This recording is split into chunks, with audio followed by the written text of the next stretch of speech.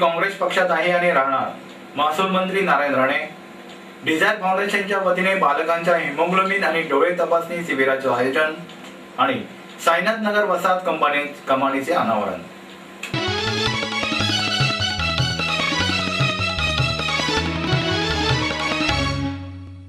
ठाणे भारत सहकारी बँक गेली 25 वर्ष ठेवीदारांचा अतूट विश्वास जपला आम्ही आणि तुमच्या स्वप्नांना वास्तव रूप देतानाही सहभागी झालो आम्ही. ठाणे भारत सहकारी बँक 21व्या शतकात एटीएम सेवा, फ्रँकिंग सेवा, डीमॅट सेवा अशा विविध अत्याधुनिक सेवांसह आठवड्याचे 7ही दिवस आमच्या ग्राहकांसाठी बँकेची सेवा आहेच.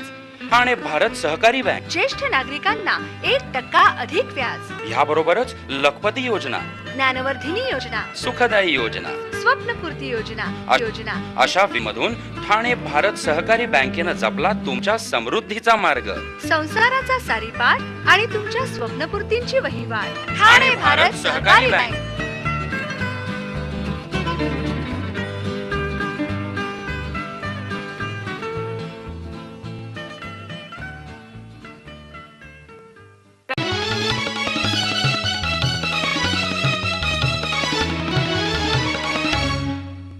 नमस्कार, प्रतिष्ठा वृत्तवाहिनीमध्ये आपलं स्वागत. ठाणे जिल्हाधिकारी कार्यालयात आयोजित पत्रकार परिषद पत्रकारांशी बोलताना नारायण राणे म्हणाले की मी काँग्रेस पक्षात आहे आणि काँग्रेस पक्षातच राहणार असल्याचं सांगून जर काँग्रेस पक्षाला नको असेल तर ठीक आहे, मग बघू, असे वक्तव्य महसूल मंत्री नारायण राणे यांनी केलंय. जिल्ह्याचा आढावा घेण्यासाठी आलेले महसूल मंत्री नारायण राणे यांनी जिल्हाधिकारी जराड यांच्याशी बैठक घेतली. बैठकीनंतर आयोजित पत्रकार परिषदेत पत्रकारांनी स्वतंत्र पक्ष काढणार काय या प्रश्नाला उत्तर देताना राणे म्हणाले, समोर कोण विरोधक येत नाही, त्यामुळे मला संख्या माहित नाही वाढल्याची. कोणीच विरोधक माझ्या समोरच येत नाही. आतून बाहेरून लपून छपून सगळं पाठवत आहेत, त्यामुळे मला मग कळत नाही. मी काँग्रेसमध्ये आहे. मी काँग्रेस सोडायचा कुठलाही मुद्दा किंवा कधीही बोललेलो नाही, त्यामुळे दुसरा पक्ष काढायचा प्रश्न येत नाही. आज तरी काँग्रेसमध्ये चांगल्या वातावरणात संपूर्ण महाराष्ट्रात फिरतोय. मला जनतेचा अतिशय चांगला प्रतिसाद आहे.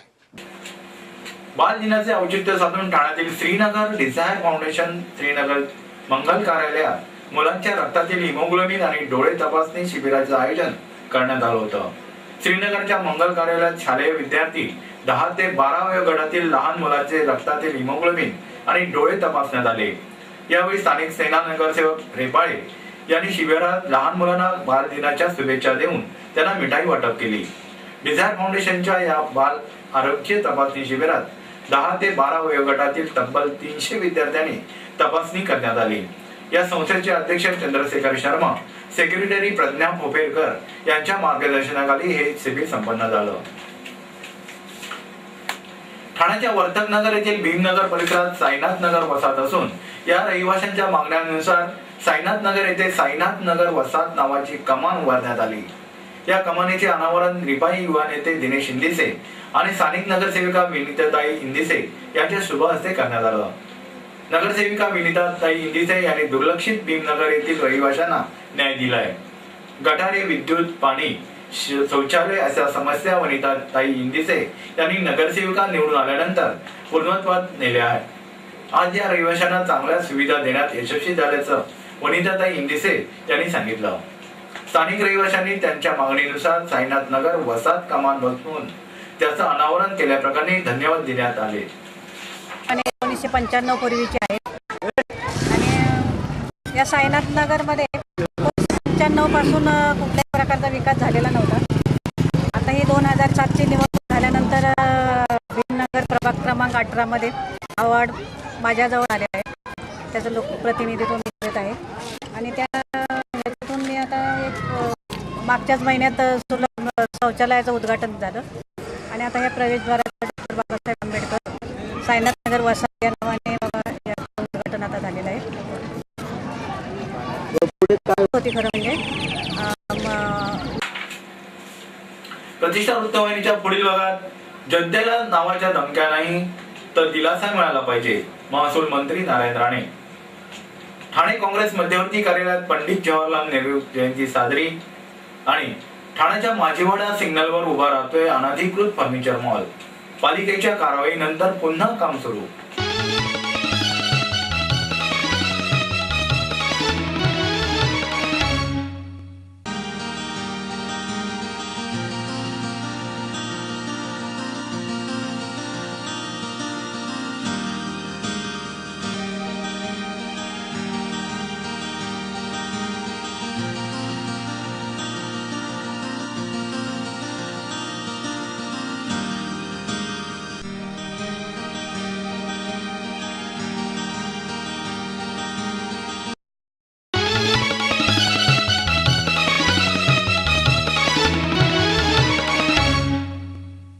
प्रतिष्ठा वृत्तवाहिनीमध्ये पुन्हा एकदा आपलं स्वागत. ठाणे जिल्हाधिकारी कार्यालयात जिल्ह्याच्या विकासाचा आढावा घेण्यासाठी ठाण्यात आलेले महसूल मंत्री नारायण राणे यांनी जिल्हाधिकारी कार्यालयाच्या सभागृहात पत्रकार परिषदेत आयोजन केलं होतं. यावेळी पत्रकारांनी विचारलेल्या प्रश्नांना उत्तर देताना महसूल मंत्री नारायण राणे म्हणाले, मी पंतप्रधानांवर टीका केलीच नाही. सन 2020 साली भारत महासत्ता होणार, तेव्हा महासत्ता होण्यासाठी देशातील शेती तंत्रज्ञानात चालना दिली पाहिजे, दरडोई उत्पन्नात वाढ झाली पाहिजे, असे वक्तव्य केल्याने राणे यांनी सांगितलं. अनधिकृत बांधकामाबाबत मुख्यमंत्र्यांच्या नावाची धमकी दिली जात असल्याच्या प्रश्नावर राणे म्हणाले, भ्रष्टाचार आणि अनधिकृत बांधकाम करणाऱ्यावर कडक कारवाई करा, कुणाची फोनवरती दखल घेऊ नका, असे आदेश तहसीलदार आणि जिल्हाधिकाऱ्यांना देण्यात आले. यावेळी नारायण राणे म्हणाले की लोकांना नावाच्या धमक्या नाही तर दिलासा मिळाला पाहिजे, असे ते म्हणाले. जिल्ह्यातील काम प्रशासनाचं चांगलं चाललं असून भ्रष्टाचार मुक्त जिल्हा करावा, बेकायदेशीर बांधकामं किंवा कुठल्याही कृत्यांना प्रशासन सहकार्य करणार नाही, त्वरित कारवाई करेल, अशा प्रकारचे आदेशही देण्यात आलेले आहेत. ठाणे मध्यवर्ती काँग्रेस कार्यालयात आज काँग्रेस नेत्यांनी पंडित जवाहरलाल नेहरू यांची जयंती साजरी केली. यावेळी ठाणे काँग्रेस सरचिटणीस वसंत पोलडिया यांनी कार्यालयात पंडित जवाहरलाल नेहरू यांच्या तैलचित्राचा पुष्पहार अर्पण केला. यावेळी ठाणे मध्यवर्ती काँग्रेस कार्यालयात सरचिटणीस वसंत पोलडिया, शिक्षण मंडळ उपाध्यक्ष नंदकुमार मोरे यांच्यासह महिला आघाडीच्या कार्यकर्त्या मोठ्या प्रमाणात उपस्थित होत्या. यावेळी नंदकुमार मोरे म्हणाले की पंडित नेहरूंनी जसे लहान मुलांवर प्रेम केले तसे सर्वांनीच लहान मुलांवर प्रेम करावे, असे सांगून कार्यकर्त्यांसोबत ठाण्याच्या सिव्हिल रुग्णालयात जाऊन तेथील बाल रुग्णाला मिठाईचं वाटप केलं. ठाण्याच्या माजीवाडा प्रभाग समितीच्या परिसरात मानफाडा येथील महामार्गाच्या लगतच असलेल्या वाहतूक सिग्नल जवळ 2200 फुटाचा भव्य दिव्य असा फर्निचर मॉल अनधिकृतपणे उभा राहत आहे. या अनधिकृत फर्निचर मॉलवर यापूर्वी ठाणे महापालिकेच्या अतिक्रमण विभागाची तोडू कारवाई करण्यात आली होती. त्यानंतर आता पुन्हा या अनधिकृत फर्निचर मॉलचे बांधकाम मोठ्या जलदगतीने उभारण्यात येत आहे. मानपाडा वाहतूक सिग्नलवरील हा फर्निचर मॉल ठाणे महानगरपालिकेच्या परवानग्या न घेता नेते आणि मानपाडा प्रभाग समितीच्या अधिकाऱ्यांच्या आशीर्वादाने बिल्डर शरद शहा, मंजीत पटेल यांच्या नेतृत्वाखाली हा मॉल उभारण्यात येत आहे. महापालिकेने अतिक्रमणाची कारवाई केल्यानंतर बिल्डर शरद शहा आणि मंजीत पटेल यांनी पुन्हा काही महापालिका अधिकारी आणि नेत्यांना हाताशी धरून तोडलेल्या मॉलचे बांधकाम उभारण्याचं काम सुरू केलं आहे. यावर ठाणे महापालिका अतिक्रमण विभागाने कारवाई करावी, असे मानपाडा रहिवाशांचं म्हणणं आहे. प्रतिष्ठा वृत्तवाहिनीच्या पुढील भागात जिल्ह्याच्या प्रगतीबाबत जिल्हाधिकारी कार्यालयात राणेंच्या उपस्थितीत आढावा बैठक संपन्न. गोपाल आश्रम बार मध्ये रात्रभर मद्यपी आणि कॉल सेंटरच्या मुलामुलींची धुडगूस, अप्रिय घटनेची शक्यता. नगरसेवक मनोज शिंदेनी केला बालदिन साजरा. आणि शिवाजीनगर मधील मेघमल्हार अनधिकृत इमारतीबाबत पालिका अधिकाऱ्यांची उदासीनता, रहिवासी रस्त्यावर येणार.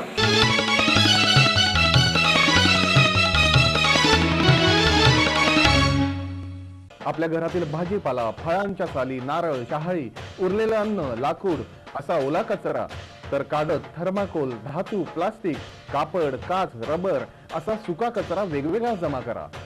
स्वयंसेवी संस्थांच्या मदतीनं हा कचरा गोळा केला जाणार असून स्वयंसेवी संस्थांचे सकाळी 7 ते 10 आणि सायंकाळी 5 ते 9 या वेळेत आपल्या घरून हा कचरा गोळा करते. नाल्यात अथवा इतरत्र कचरा न टाकता ओला सुका कचरा वेगवेगळा जमा करा आणि रोगराईपासून मुक्तता मिळवा. स्वच्छ ठेवण्याची जबाबदारी महापालिकेबरोबरच आपली देखील आहे, नाही का?